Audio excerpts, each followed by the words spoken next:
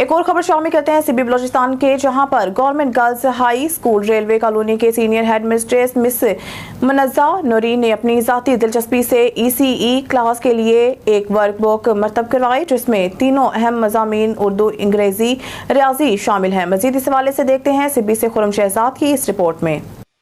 जी हाँ, बिल्कुल। Government girls high school railway colony की senior head mistress miss Munazza Noreen ने अपनी ज़ाती दिलचस्पी से ECE क्लास के लिए एक वर्क बुक मुरतब करवाई, जिसमें तीनों अहम मज़ामीन उर्दू, अंग्रेज़ी, रियाजी शामिल हैं।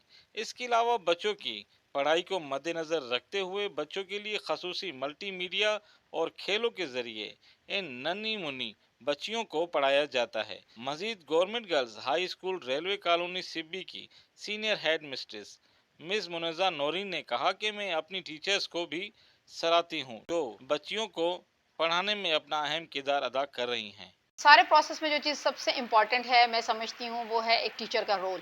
टीचर का रोल तो सबको मालूम है कि उस टीचर का काम है पढ़ाना, और टीचर डेफिनेटली बहुत अच्छा पढ़ाती भी हैं, काविश भी करती हैं। लेकिन EC से लेकर 3 क्लास तक की जो लर्निंग होती है उसमें टीचर का रोल जो है वो बाकी तमाम टीचर से थोड़ा सा डिफरेंट होता है। उन्हें यानी कि बच्चे को ना सिर्फ पढ़ना सिखाना है, बल्कि उसको वो मैनर्स भी सिखाने हैं। उठना बैठना, ये सारी जो मैनर्स होते हैं, ये एक टीचर की रिस्पॉन्सिबिलिटी में आता है, वो सिखाती है इनको।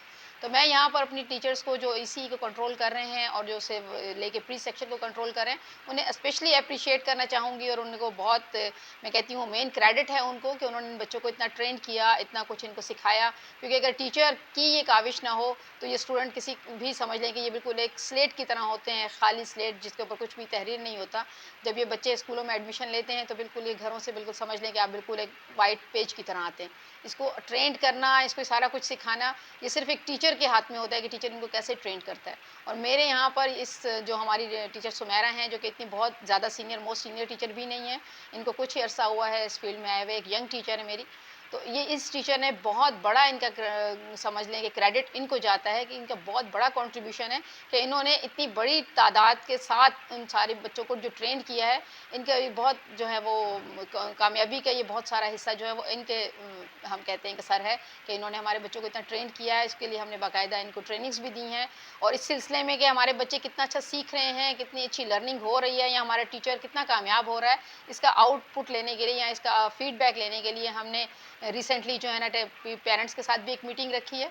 और उस मीटिंग में हमने पेरेंट्स को उनको ज़्यादातर मदऊ किया जो कि बिल्कुल टोटली जो है फीमेल हाउस वाइफ हैं, और हाउस वाइफ के साथ साथ अनपढ़ भी हैं, यानी कि जिन्हें मालूम ही नहीं कि अलिफ और बे पढ़ा कैसे जाता है।